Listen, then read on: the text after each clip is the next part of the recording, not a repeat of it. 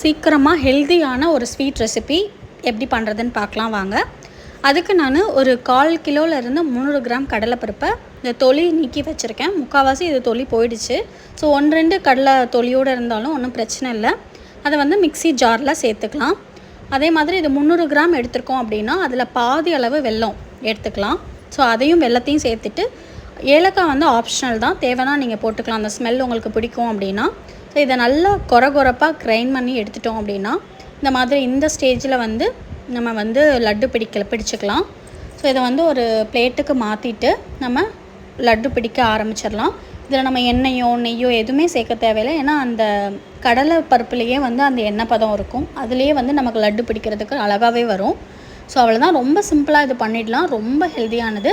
குழந்தைங்க வந்து evening snacks இல்லைனா ஸ்வீட் ஏதாவது பண்ணி கொடுங்கன்னு கேட்குறப்ப நீங்கள் இந்த மாதிரி இந்த 2 பொருள் இருந்தால் போதும். நீங்கள் இதை பண்ணி நீங்கள் ஒரு பவுலில் போட்டு வச்சுக்கிட்டீங்க அப்படின்னா ஸோ 1 வாரம் ஆனாலும் இது வந்து கெட்டு போகாது. ரொம்பவே உடம்புக்கு நல்லதும் கூட.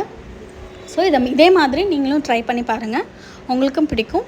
இந்த வீடியோ உங்களுக்கு பிடிச்சிருந்தால் லெட்ஸ் குக் அண்ட் ஈட் சேனலை லைக் பண்ணுங்கள், ஷேர் பண்ணுங்கள், கமெண்ட் பண்ணுங்கள், கண்டிப்பாக சப்ஸ்கிரைப் பண்ணுங்கள். தேங்க்யூ.